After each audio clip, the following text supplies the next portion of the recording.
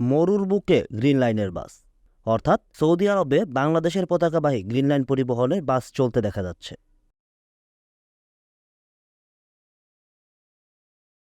বাংলাদেশের এই তাহলে ভিডিও করি না, লাদিন লাগবে দেশি কোম্পানি। ওয়াও, আমার বাংলা, বাংলার মানচিত্র তো আছে।